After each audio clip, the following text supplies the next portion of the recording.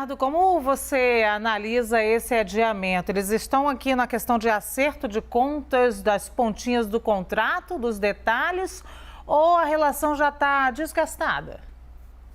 Escolhas trágicas, Luciana. Fazendo analogia com o que o presidente traz para a gente, como se fosse um casamento, na verdade a legislação não permite que ele seja solteiro, obriga que ele case. E esse casamento, se a gente fizer um estudo dos partidos políticos que aí estão, temos 33 partidos políticos.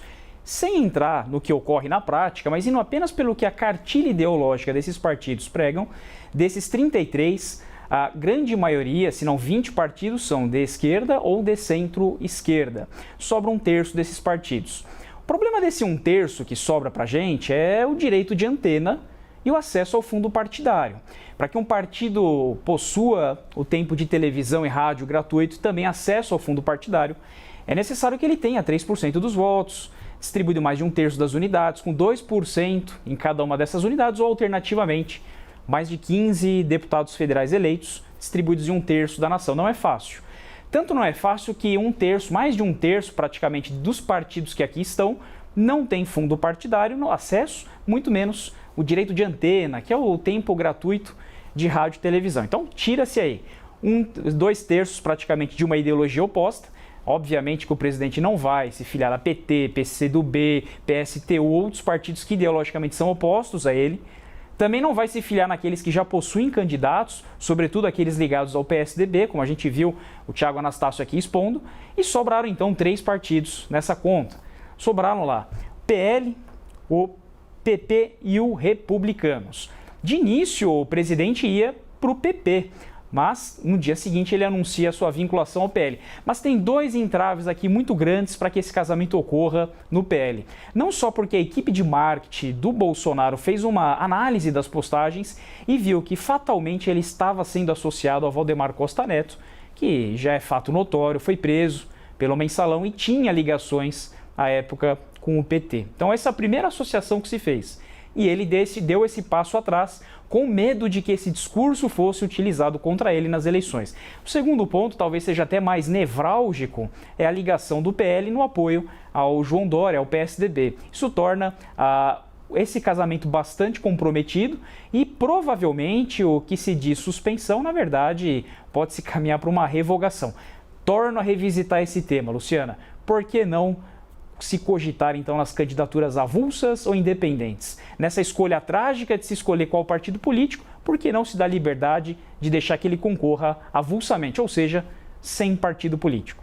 Ricardo, de 0 a 10, qual é a chance para você desse casamento não acontecer, hein? Se tivesse o dom oracular, estaríamos, em situação financeira melhor, mas arriscaria uma nota 9, Luciana, nota 9. Olha, vamos acompanhar. Vamos ao segundo tema. O ministro do Supremo Tribunal Federal, Gilmar Mendes, em entrevista à analista de política da CNN Brasil, Thaís Arbex, comentou a filiação do ex-ministro da Justiça e Segurança Pública e ex-juiz Sérgio Moro ao Podemos. Ele disse que a política será feita agora no campo certo. Gilmar Mendes está em Portugal, onde participa do Fórum Jurídico de Lisboa, organizado pelo Instituto Brasileiro de Ensino, Desenvolvimento e Pesquisa, o IDP. Vamos ouvir um trecho dessa entrevista, lembrando que ambos foram testados contra a Covid-19, por isso estão sem máscara de proteção.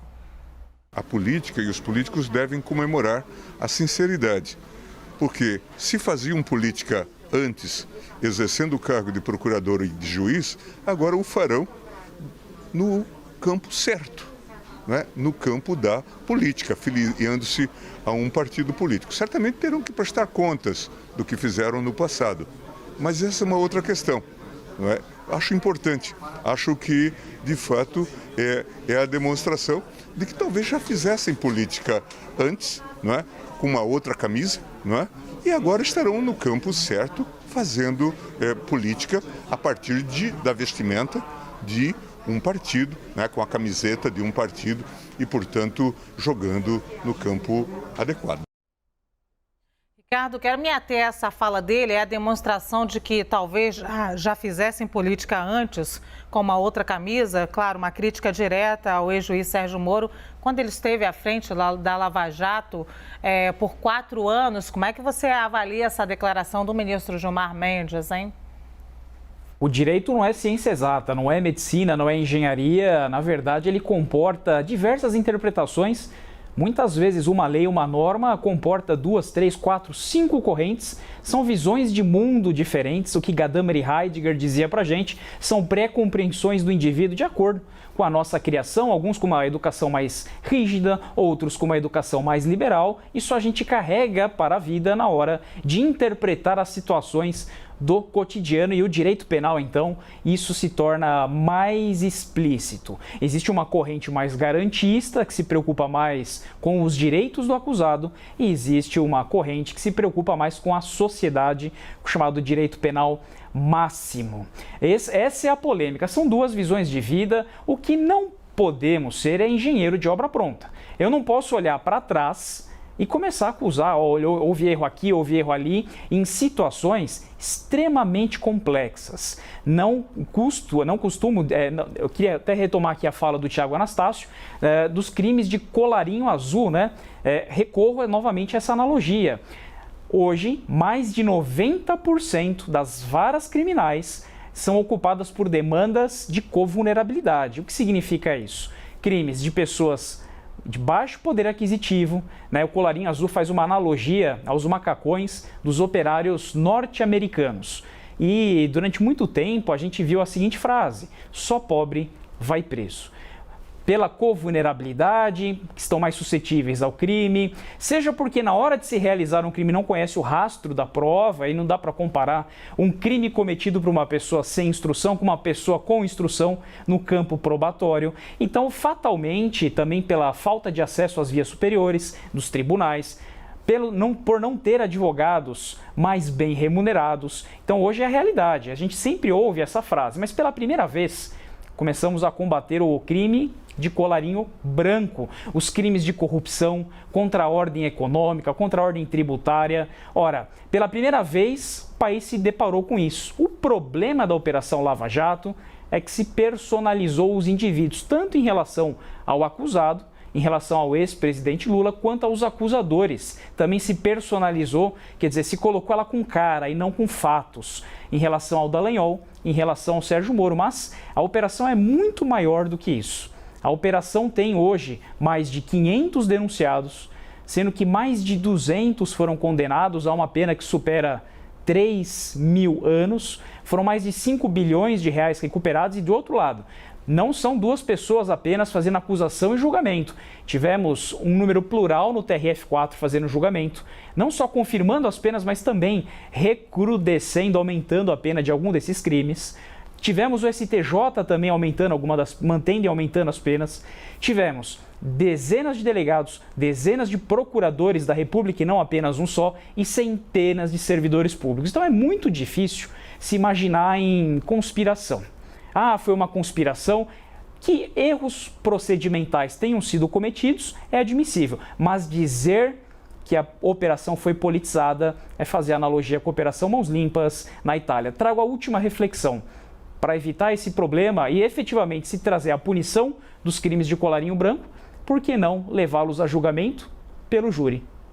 Ô, Ricardo, essa é uma acusação recorrente ao ex-ministro e ex-juiz Sérgio Moro. Você acha que vai ser também uma acusação frequente nessa possível e provável campanha do ex-juiz à presidência da República? Provavelmente será um dos discursos utilizados pela oposição para enfraquecer a candidatura, mas de uma petição de princípio, o mesmo discurso que o enfraquece também o fortalece. Também é considerado como um símbolo de combate à corrupção. Teve a coragem, sacrificou a família, sacrificou a vida pessoal, sacrificou anos de carreira, sacrificou a própria carreira da magistratura federal, da qual há quase 2 décadas ele se dedicava, e se lançou no campo político. Talvez fazendo analogia a Antônio Di Pietro, quem conduziu a Operação Mãos Limpas na Itália e foi acusado de ser membro do FBI, foi acusado 2 vezes de corrupção e absolvido, não tinha mais clima na procuradoria italiana, teve que sair para o campo político, não foi bem sucedido e a operação não teve um final feliz por lá. Ricardo, eu tenho um minutinho, vou trazer um próximo tema para você.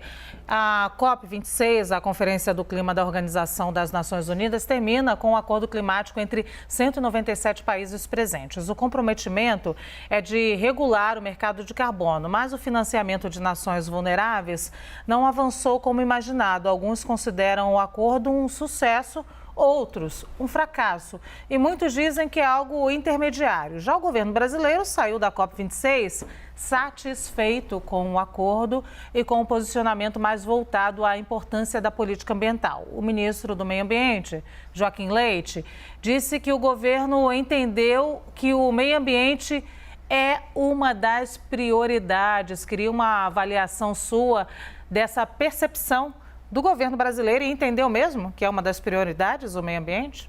Esperamos que sim, Luciana. Não existe direito à vida, não existe vida sem meio ambiente ecologicamente equilibrado. Em 3 fases muito sucintas, nós temos uma primeira fase de despreocupação com o meio ambiente que dura desde o descobrimento do Brasil até a década de 50, onde se dizimou diversos recursos naturais, o pau-brasil, por exemplo. Vem uma segunda fase chamada fragmentária, onde nós apenas nos preocupamos com os bens econômicos, aqueles que trazem dinheiro. Finalmente, na década de 60 em diante, começamos a ter a legislação ambiental preocupada com a vida, seja o bem natural ligado ao interesse econômico, seja que não. E essa descarbonização da economia vem ao encontro de salvaguardar a vida. Luciana, tivemos a pandemia, mostrando pra gente que por mais dinheiro que o indivíduo tivesse, se ele não tiver saúde e um meio ambiente equilibrado, ele não passa de um prisioneiro. Então que essa preocupação do meio ambiente realmente seja verdadeira, concretizada, saia do papel e principalmente auxilie os países insulares, que têm uma grande crise climática envolvendo na sua dizimação territorial, mas também que se implemente de maneira rápida. O discurso, na teoria, foi implementado. Agora queremos ver ações na prática. Reclamando do acordo, como eu disse aqui agora quando falei sobre a COP26, o Brasil sai satisfeito. Você acha que para a gente fez um bom acordo? Fez um bom acordo por culpa do mercado de carbono, ainda que a presidência quisesse aproveitar os créditos de carbono desde a década de 70, houve um meio termo aproveitando os créditos de carbono desde 2013. Rapidamente, para que se entenda o que é esse mercado de carbono, aquele país que consegue atingir o nível de carbono adequado, ele consegue usar aquilo como crédito no mercado para um país que excedeu. Isso torna bilhões de reais um princípio do usuário protetor ao meio ambiente, a fim de que também se incentive economicamente aquele país que deseja preservar o meio ambiente. Ricardo Barunovski, bom dia, muito obrigada, por favor, bom falar com você. Excelente início de semana, foi um prazer, Luciana. Prazer.